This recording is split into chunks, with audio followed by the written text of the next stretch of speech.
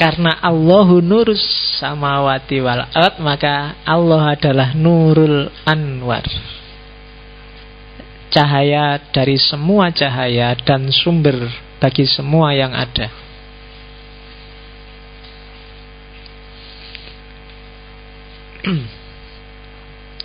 Oke ya, tak gambarkan kayak lampu, tak gambarkan kayak matahari.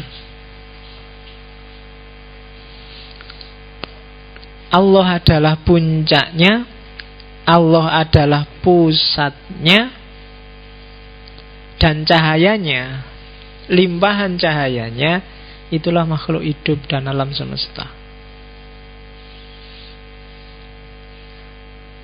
Berarti melimpah. Melimpah pun susah. Melimpah itu kan dari tidak melimpah jadi melimpah. Tapi dia disebut matahari karena sudah bercahaya. Kalau nggak ada cahayanya nggak disebut matahari.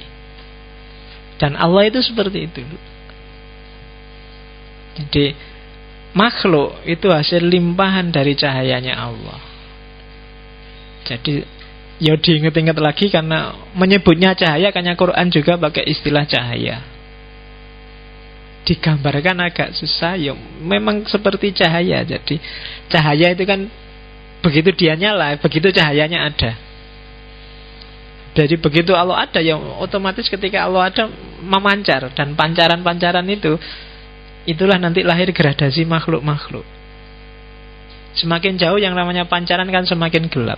Dan di ujung cahaya setelah itu kan kegelapan. Dan ini makhluk ini gradasi. Mungkin yang paling ujung ya batu-batu yang gak punya nyawa. Mungkin setelah itu tumbuhan, setelah itu manusia, setelah itu. Dan makhluk pertama yang paling dekat dengan Nurul Anwar, itu nanti yang disebut Nurul Akrob. Nurul Akrob itu kalau kemarin di filsafat peripatetik itu disebut akal fa'al. Atau kadang-kadang para sufi menyebutnya Nur Muhammad, atau kadang disebut hakikat Muhammadiyah. Hakikat NU nggak ada. Yang ada hakikat Muhammadiyah. Ya, kalau kamu mau nyanyi bikin konsep nggak terima, masa ada hakikat Muhammadiyah, ayo bikin hakikat NU. Oke, kalau NU itu mereknya teh botol itu sekarang ada merek NU. Oh no. Oke, jadi model penciptaan itu dalam imajinasinya Suhrawardi seperti cahaya yang memancar dari Nurul Anwar, dari cahaya yang maha cahaya. Oke, satu-satunya cahaya yang sejati itu ya Allah. Jadi semua hakikat itu sebenarnya hakikatnya Allah. Yang lain cuma pancarannya. Jadi gambarnya kayak matahari itu berarti. Dalam diri kita ada kandungan Allah, tapi hanya sebagian karena Allah yang sejati di sana. Itu nanti yang agak membedakan dengan Ibnu Arabi dan kawan-kawan. Kalau di Ibnu Arabi kan ya Allah itu ya kita ada di dalam Allah. Itu yang disebut wahdatul wujud. Tapi kalau Suhrawardi ini agak kalau Ibnu Arabi panteis, kalau Suhrawardi ini disebut panenteis. Panenteis itu saya bukan Allah, tapi dalam diriku ada Allah, ada kandungan Allah. Itu panenteis. Ada bagian tertentu dari diriku yang pasti bukan Allah. Sifatnya gradasi. Kayak cahaya, semakin jauh semakin gelap. Maka orang yang melakukan kejahatan, melakukan kejelekan, melakukan kekacauan, dimensi cahayanya lama-lama redup. Kenapa? Karena dia menjauh dari pusat cahaya. Maka semakin jauh dari Allah, dia semakin gelap. Karena pusatnya cahaya ada di Allah. Itu gambarannya. Jadi meskipun miskin, bajunya jelek, tapi kadang-kadang kalau bercahaya kan kelihatan. Kenapa? Karena orang ini dekat sama sufi-sufi itu kan jarang yang punya baju bagus, ya kan? Orang para ulama besar itu biasanya ya bajunya sederhana-sederhana. Yang bajunya bagus-bagus kan para pejabat, para artis, kan gitu. Kalau yang sufi-sufi ya bajunya biasa-biasa, jelek-jelek. Tapi dekat sama mereka enak. Kadang-kadang kamu sowan ke rumahnya para ulama, para kiai itu, ndak ngapa-ngapain ya, kamu lihat di situ banyak tamu, duduk aja di situ dengerin orang ngobrol, hatimu kan tentrem. Kenapa? Kamu sedang dekat dengan cahaya.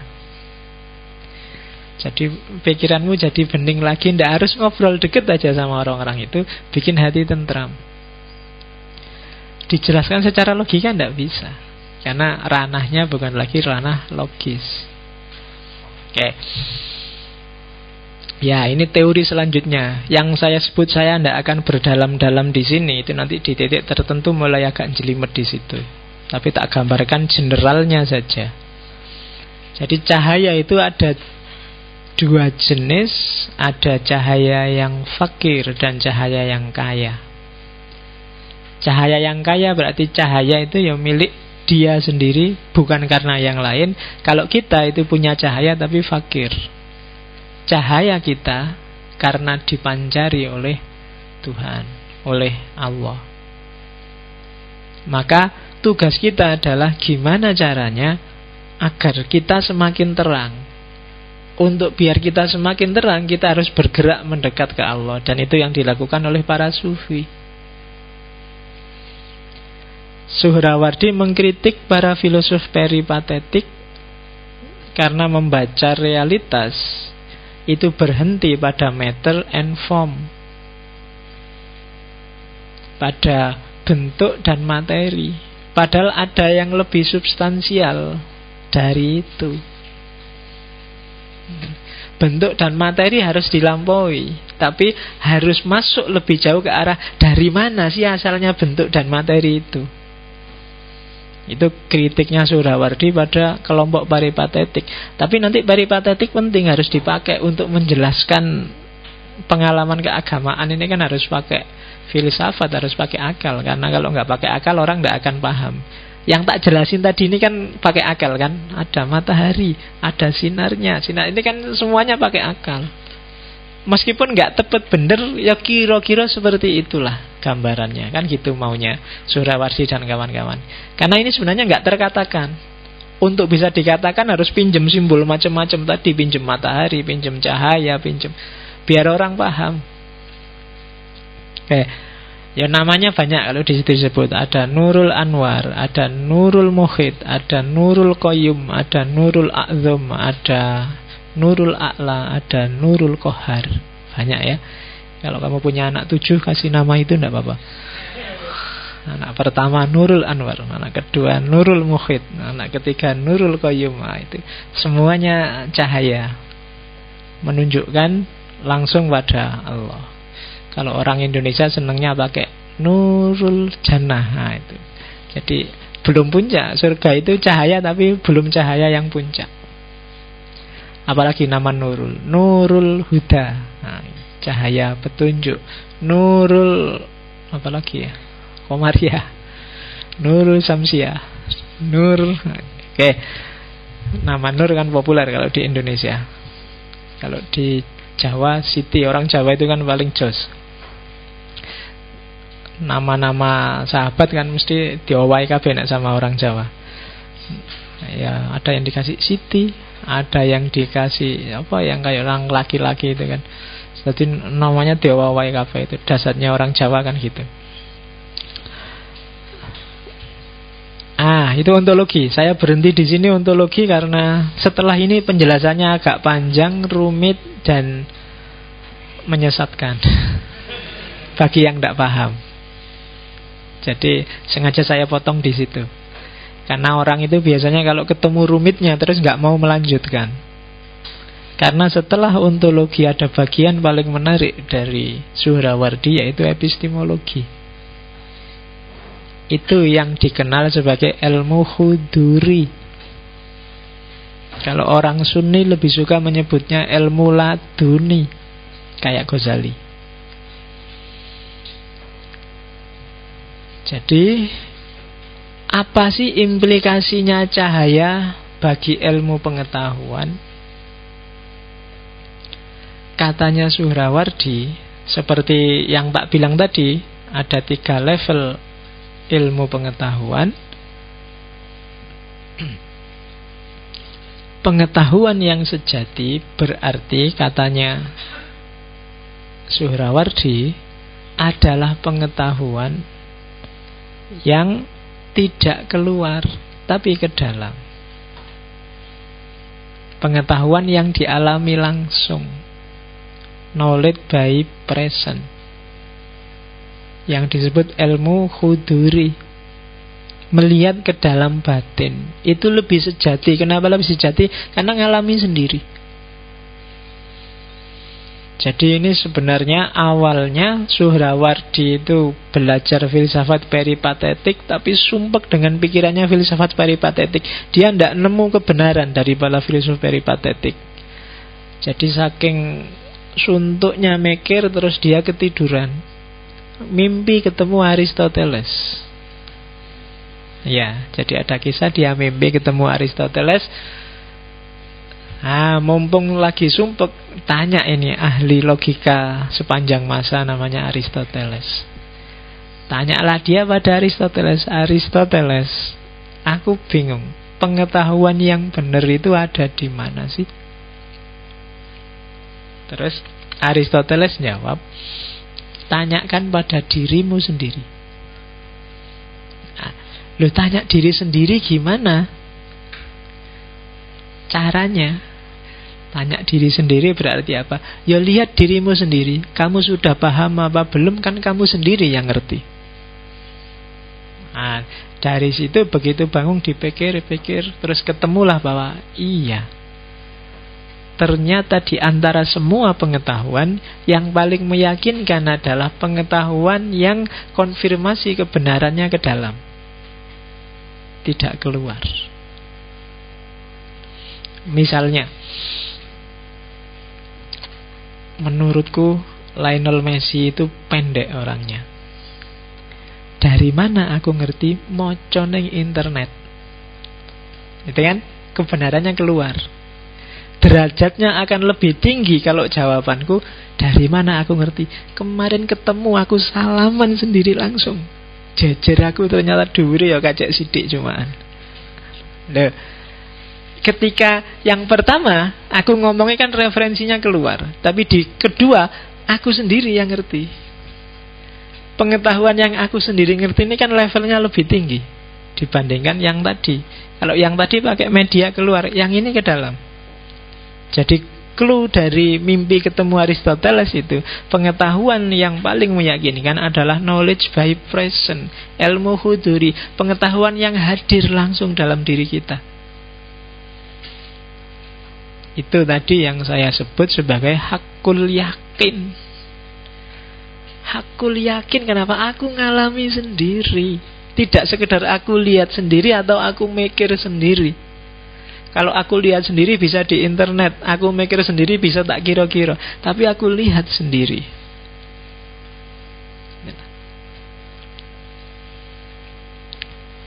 Aku lihat sendiri, pacarku masuk sama laki-laki lain, besok mesti hamil. Nah itu lihat sendiri. Atau yang besok mesti hamil itu kan kongsi pikiran, pakai akal. Tapi akan lebih dahsyat kalau aku ngalami sendiri. Aku dhewe sing ngajak pacarku masuk. Nah itu berarti itu lebih mantap kalau itu kan. Loh kamu coba lihat masuk kamar, di kamar ngapain juga ndak tahu. Ya, jadi ngalami sendiri. Berarti apa? Itu yang disebut pengetahuan swa objek. Pengetahuan jenis ini ndak ada objeknya. Kenapa? Antara yang mengetahui dan yang diketahui jadi satu. Gitu loh. Ilmu itu kan biasanya ngeceknya keluar. Berapa skornya akan terus ke sana. Tapi yang paling mantap itu yang ke sini. Ini kan lebih mantap. Swa objek. Objeknya ya aku ngecek aku dewe, yang mengetahui juga aku. Itu yang disebut self awareness. Kesadaran tentang dirimu sendiri. Nah itu yang disebut ilmu huduri. Kalau dalam dunia sufi, kesadaran pengetahuan yang ada dalam dirimu itu tidak selalu pengetahuan yang kamu alami langsung, tapi ada kalanya diilhami oleh Allah dalam dirimu. Jadi kamu tinggal nengok di dalam ada pengetahuan apa sih? Hasil ilham dari Allah. Ya termasuk intuisi, termasuk insting. Itu kan pengetahuan yang dalam diri. Kamu gak pernah belajar gimana caranya sayang pada orang tua, otomatis saja kamu sayang pada mereka. Orang tuamu juga waktu kamu lahir gak pernah, wah aku harus kursus ini biar aku sayang sama anakku, kan gak. Otomatis ada dalam diri mereka rasa sayang pada anak. Itu kan pengetahuan instingtif, jenis pengetahuan yang juga self-awareness, sadar langsung. Kamu yang cowok kan gak pernah belajar, wah aku cowok apa cewek? Oh cowok, berarti aku harus belajar gimana caranya suka sama cewek, kan enggak? Otomatis saja lihat cewek langsung sweet kamu kan, langsung seneng kan gitu. Termasuk pengetahuan untuk punya keturunan, bikin anak, itu kan kamu nggak perlu kursus, nggak perlu. Loh iya, kamu kan ngapain kamu capek-capek tiap hari lihat video tiap hari? Nggak usah gitu, kamu sudah bisa. Itu swa objek gitu, sudah otomatis iso. Kamu tinggal ngecek dalam dirimu sudah ada insting seperti itu. Kamu dadak nonton banyak referensi Pak biar besok referensi piye wis iso, aja kuwatir. Ya kan? Yuk dicoba dulu, dicoba. Sudah ada kemampuan dan kapasitas itu. Bapak ibumu dulu nggak pernah nonton juga jadi. Ya kan? Ayam itu juga nggak pernah kursus, nggak pernah download, nggak pernah itu juga bisa. Ya kan? Jadi ndak itu pengetahuan swa objek. Ndak mungkin salah, wong ada dalam dirimu kok. Nggak mungkin keliru, wis kamu nggak perlu belajar susah-susah. Mesti ngerti Pak. Nanti saya nggak tahu tempatnya Pak. Iso, aja kuwatir. Wis ngerti. Iya. Ndak, makanya kan orang sekarang kan agak itu kan. Oh ini perlu pendidikan seks sejak dini. Ngapain dididik? Iso, jangan kuwatir kalau seks. Iya. Jadi oke. Nah, ya nanti kalau dalam sufi namanya macam-macam. Ada ar-ru'yah al-mubashirah, ada direct experience, preverbal knowledge, ada kasyaf, ada itu sebenarnya nama-nama lain dari huduri. Kadang-kadang kita juga sebut laduni. Kalau dunia barat juga menyebutnya intuisi.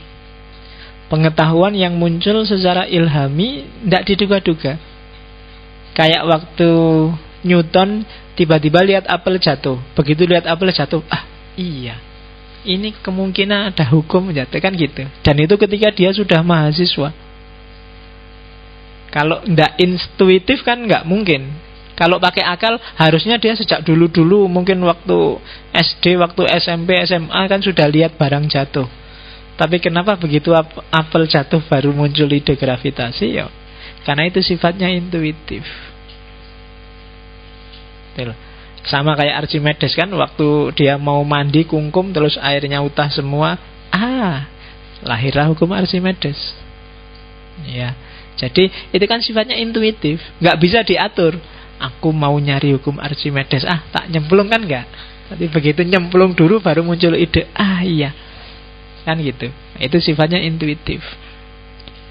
Nah, kalau menurut para sufi, intuisi itu pengetahuan yang sifatnya swa objek, itu pancaran cahaya dari atas, dari Allah. Jadi Allah yang maha tahu segalanya, sekaligus dialah yang segalanya itu. Karena semua realitas adalah pancaran dirinya. Kalau batin kita jernih, maka Allah akan memantul dalam diri kita. Kalau Allah memantul di batin kita, otomatis kita banyak informasi tentang alam semesta. Karena Allah juga adalah alam semesta itu sendiri. Itu yang ada di pikirannya Suhrawardi. Makanya kadang-kadang wali-wali itu kan ngerti macam-macam. Wali-wali itu ngerti segalanya. Kemarin saya waktu ngajar di kampus itu kan cerita tentang seorang wali di Jawa Timur yang diwalikan dan ngerti macam-macam. Di antara pengetahuannya para wali kan ngerti masa depan. Jadi kalau ada banyak tamu, itu dia bisa nebak, dia bisa ngomong, dia bisa ngasih advice, dia bisa marah-marah, dia bisa, dan mesti pas tanpa harus kenal siapa orang itu. Itu kan kadang-kadang aneh kan. Tapi itu yang terjadi kenapa? Karena batinnya jernih. Kalau batinnya jernih, Allah memantul dalam batinnya. Kalau Allah mantul, wong Allah itu ad-dunya wa ma fiha, karena dunia ini hanya pancaran dari sinarnya, dari cahayanya Allah, ya otomatis tidak usah dia belajar, informasi itu ada dan datang. Makanya hati-hati kalau kamu ketemu orang-orang kayak gitu. Dia bisa nebak dengan tepat siapa kamu, kemarin kamu habis ngapain, dan seterusnya. Ya kan? Dan kadang-kadang kan kamu malu kalau ketemu orang itu, karena wah ini mesti bisa nebak aku kan gitu. Padahal harusnya kamu lebih malu lagi, karena Allah itu selalu ngawasi kamu loh. Kayak beliau-beliau para wali itu juga ngerti. Allah juga ngerti, jangan dianggap. Cuma kamu gak malu aja kan kalau sama Allah. Ya iya biasa lah, Allah kan gak cerewet kayak mereka. Iya, Allah ngerti macam-macam kan, diem aja Pak kan gitu. Ya paling Allah ketawa aja lihat kamu. Ya wis ngerti paling Allah gitu wis. Oke, jadi cara berpikirnya seperti itu. Nah, karena itu dalam konsep, karena ilmu itu cahaya. Ini kayak syairnya Imam Syafi'i itu kan. Mungkin dulu pernah tak ceritain. Jadi Imam Syafi'i itu punya guru namanya Waqi'. Satu ketika Imam Syafi'i ini mungkin karena dia orang pintar, selalu baca satu tingkat jenuh dia. Mau coba buku ndak masuk-masuk, belajar nggak paham-paham. Iki apa ya yang salah? Terus tanya pada Waqi', akan terus keluar syairnya yang terkenal itu kan. Syakautu ila Waqi' su'akhifzi wa arsadani ila tarkil ma'asi fa ahbaruni fi anna ilma nurun. Jadi dia mengadu pada Waqi', guru aku kok hafalanku hilang terus ya, ngapalin hilang, belajar nggak masuk. Terus katanya Waqi', kamu terlalu banyak maksiat. Kenapa? Kalau terlalu banyak maksiat, hatimu gelap.